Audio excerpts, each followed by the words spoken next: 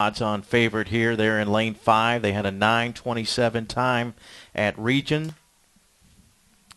Yeah, and we get a chance right there with them. Yeah, we get a chance to look at these girls. There's Kings Academy down in lane 1. They will have the blue singlets with the white stripes just on their right shoulder. Will be Oak Hall, followed by Community School, and then Evangelical Christian as we go down the line here. Providence, the favorites. You said state champions out of 1A. What a great season Providence has been having. They'll be squarely in the middle of the track in lane 5, coming in with 9:27.33. McClay down in lane 6, Northside Christian in lane 7, and it's really interesting to see who's going to show up on the line for Northside Christian. Lane 8 will be Calvary Christian, and lane 9 will be St. Petersburg.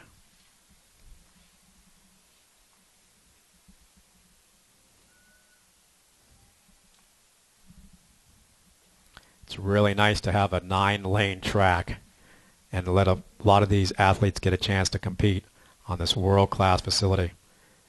You know, the stadium has been here, Hodges Stadium's been here since 2004, and really took another tremendous leap when the Hodges generously donated $2 million to upgrade this facility. Same track surface that was used in the Beijing Olympics. Right. It's a Mondo track. And one of the few facilities in the U.S., one of only 7, to be IAAF certified, and this is a level 2 facility. So it's absolutely beautiful. Just about ready to go with the girls' second section. We'll run them down again real quick. Lane 1 will be Kings Academy. Lane 2, Oak Hall. Lane 3 will be Community School. Lane 4, Evangelical Christian.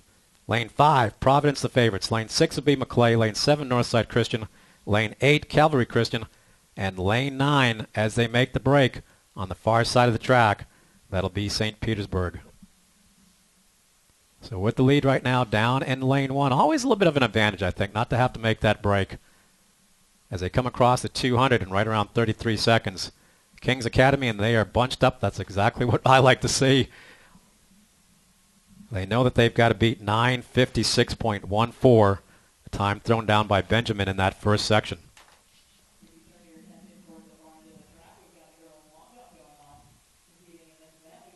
So tightly contested right now. All the girls bunched up together. Good start to the race here. Still early in this 4x8 as they come through right around 69 seconds. So right around 2:18 pace.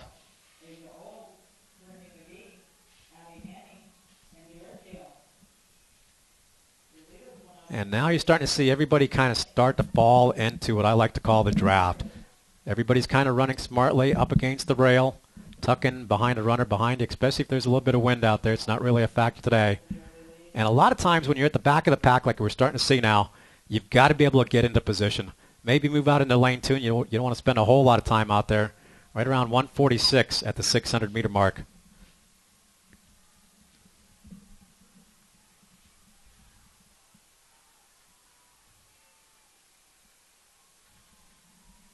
We'll see. Here they come, Mike. You're going to see a couple of movements here in the last 100.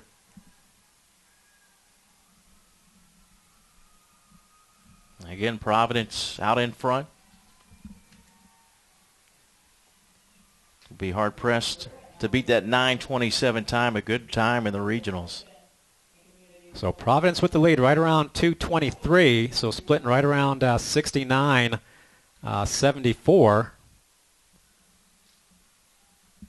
And the second runner for Providence, that ought to be Eden Meyer, only a sophomore. So Providence with the lead, looking pretty good down the backstretch right now. In fact, all of their runners are underclassmen. Camille Jackson, who just ran, a junior.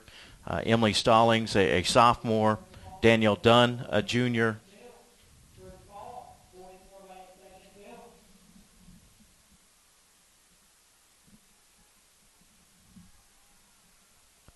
Providence right now, right around the 7th fastest team in the state, regardless of classification, and the fastest team in 1A.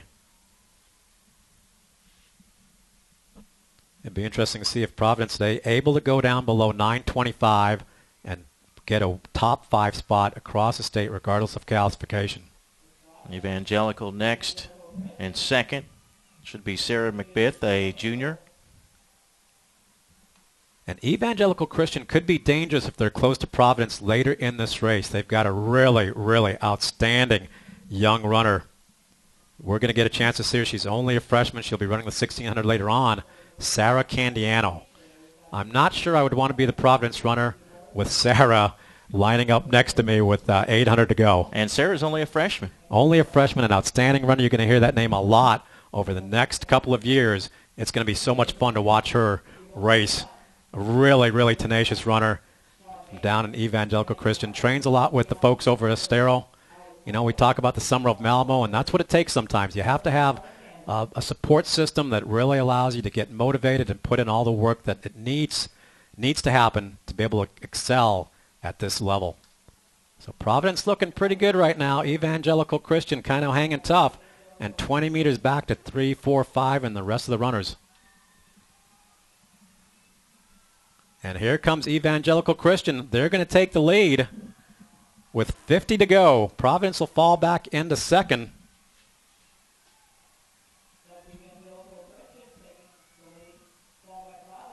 .447 after the second exchange.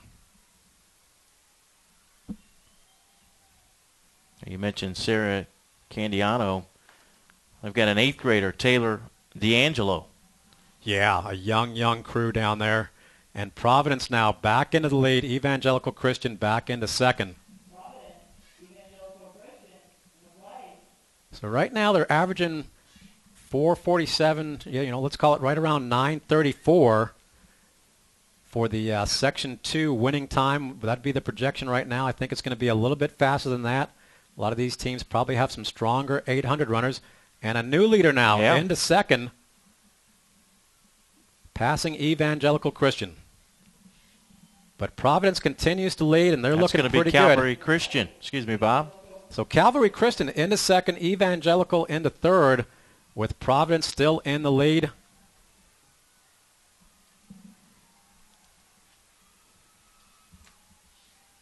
.400 meters to go on this leg, and then we'll get to the anchor. The time to beat, 9:56:14. You know, if you're at Benjamin, you're probably on the sidelines watching, and you're looking at the clock. Yes. That's all you really want to know. Did I make it onto the podium? And also First Academy. You know, they got a good time. There's probably a possibility that they could sneak into that top 8 spot. Yeah, Benjamin with a 9.55 and First Academy with a 10.04. Right now we're at 6:23.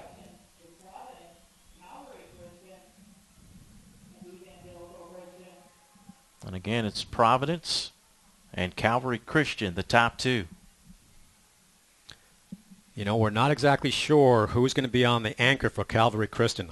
If Caroline Pauls was one of the alternates, she is the second fastest 800 runner in the state, and this race will get really, really interesting. She's going to be coming back later on. I wouldn't be surprised, and I haven't seen her run, but I know that she's really, really strong. So Providence giving up the lead to Calvary Christian. Evangelical back into third, so Sarah Candiano is going to have a little bit of work with Danielle Dunn on the anchor for Providence. So Evangelical Christian back into fourth now. The race is up front, though. Calvary Christian and Providence. And Providence now moving out in front, Dr. Bob. And back in third, that's McClay with Stephanie Kurgat. Really, really fast junior out of McClay. Right now has the fastest time in 1A for the 800. Stephanie Kurgat. That may be a little bit of too much room to make up. So the question is, Stephanie's back there in third. She knows she's coming back later on for the 8 and the 1600. Does she try and go all out in this race to try and get her team the win and a very important 10 points for the team championship? Or does she back off if she knows that it's a lost cause and she's going to settle for third? You take a look at Stephanie down there. She's got the momentum. She's got him in her sights. I think she's going to go for it and hope that later on she's able to recoup. before the later races this evening. So Daniel Dunn out of Providence. Calvary Christian in second. McClay with Stephanie Kurgat Lumen in third. 350 meters to go for Stephanie as the leaders come. 300 meters to go down the backstretch. This race is going to get really interesting over the next 200 meters. And here comes Stephanie Kurgat.